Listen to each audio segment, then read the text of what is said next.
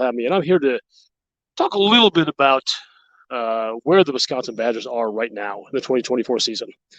And if you are expecting a love fest, a glowing thick bomb, where I'm going to be given all kinds of gushing compliments to the state of this program right now, you're probably going to be disappointed, because that is not at all where I am, where I'm feeling. I have seen nothing, or very little. I want to turn this into hyperbole. I've seen very little in the first 2 weeks of this season against probably a lower division MAC team in Western Michigan, who just absolutely pulverized by Ohio State yesterday. And a very, very strong FCS team, but it's still an FCS team in South Dakota. I think they came in number 6. Two games hanging in the balance in the fourth quarter at home. One we were actually trailed in the fourth quarter. The other one we were up one score that we managed to stave off the competition. There has been nothing that has happened in those games, not just the score, not just the way the game unfolded, but the things I was seeing on the field, especially the run defense, defensive line play, lack of downfield passing. Nothing that has me in a place where I am seeing on the field any evidence whatsoever that Wisconsin is a better team in 2024 than they were in 2023. Now, the saving grace here is sample size. That's a 2-game stretch. That is not a long time in college football. People remember the 1999 season. Yes, Wisconsin came in very highly ranked, but they started out really slowly and had a terrible, damaging, awful loss to a very mediocre to poor Cincinnati Bearcats team, 17 down in Cincinnati. That looked like it ended the season, and then Wisconsin rattles off, I think it was 9 straight wins, and gets a Rose Bowl title and a Heisman for Dane. So I'm not comparing the two teams, obviously, but that is just an example that things can turn around quickly. People were writing off that team too very early. So I don't want to do that.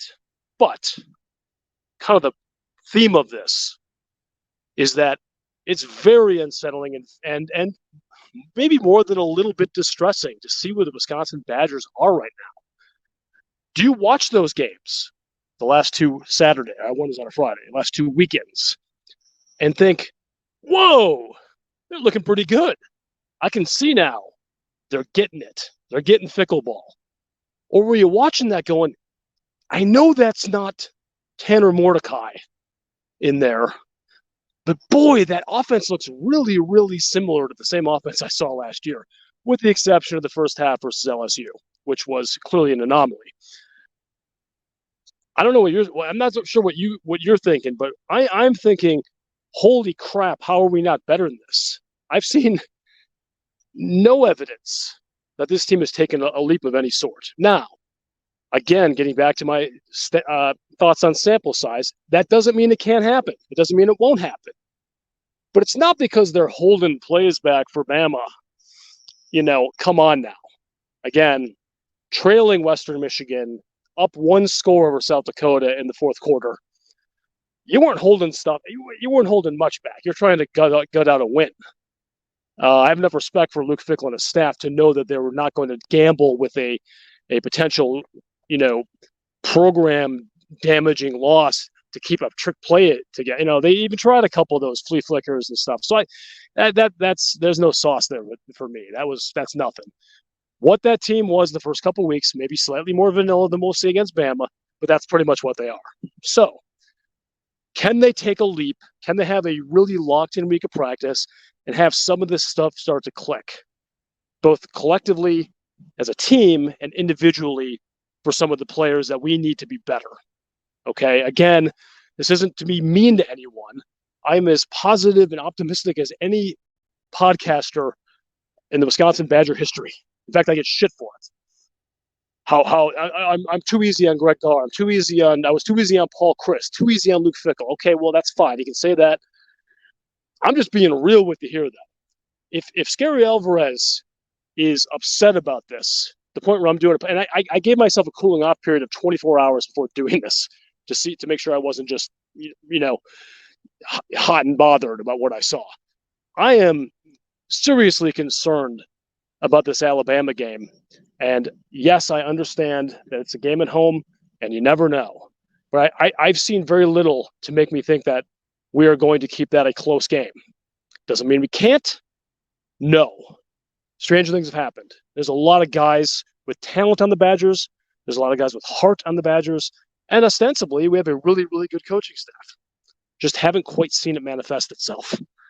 So I'm just kind of laying it out there that I have been more confident, we'll just keep it at that, in Wisconsin Badgers' chances in other games.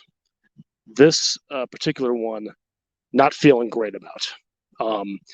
Leave me comments. I want to hear what you think. Am I out on a limb here? Am I on an island thinking these things? I don't know. I don't think so, based on what I'm seeing in by some of the podcasters and guys who cover and women who cover the Badgers. I feel like I'm pretty much dead center on this. And boy, I just don't. I want to believe. I want to believe, but I want to believe with something backing up why I believe it. I don't want to just say I'm a Badger, I'm a diehard, and man, we're going to give Alabama a great game. Again, it can happen. We got some dudes, we got some coaches, but what have you seen from the first two games from fall practice that makes you believe that this is a take for Wisconsin? I don't see anything. I don't see it. It's not there. This looks like 2023 to me. That looked like the 2023 team, maybe even a little less efficient 2023 offense, if you can believe it. And the defensive line, I know losing Thompson was a big blow, but it's just not good enough. The defensive line, they're just running and running and running, and these are not good teams. At least they're not the caliber of teams that we need to beat. So Wisconsin is going to have to be a lot better, especially on the lines than they were. The linebackers, these playmakers we brought in the portal, okay, got to make plays. Hold that line, or Bama is going to absolutely throttle this team. And, Tackett Curtis, he had some nice plays stepping in after a very questionable targeting in my estimation. He's going to have to play the first half. So he's going to have to grow up a little bit too. And the reality is Tyler Van Dyke has been okay. He is going to have to be so much better than he has been the first 2 weeks. The offensive line is going to have to be so much better. The scheme, the play calls, the execution, the receivers, they all are going to have to take monumental leaps in the next 6 days to make this a competitive game. I'm challenging them to do it. I mean, they're not listening to this podcast. They don't give a shit about it. But, there is a diamond in there where we can have that kind of game. I just wish I would have seen some evidence of it before this week of practice, and I have not. So it's a wing and a prayer. Let's Fickell has some real impressive stuff in his past and his track record. Longo, some of these other guys, but the reality is, this is the week. It's got to click. It doesn't get any easier. Got a bunch of ranked teams in the Big Ten. I think I was going to drop out, but it's going to be a tough, difficult year. Nebraska's better than we thought they were, and it starts. Even if we lose the game, it starts with Alabama. That's a tone setter for the program. That's a tone setter. Can we be better than we were in 2023? Are we going to be the team that's not going to go to Ohio Stadium and get blown out by 40 points? I know we're not playing Ohio State this year, but it's a game we had fairly recently that was a big marquee kind of game, and we just got shed on. Can't happen. So we'll see. I'm going to keep the faith, but we got to see it on the field. Scary Alvarez out.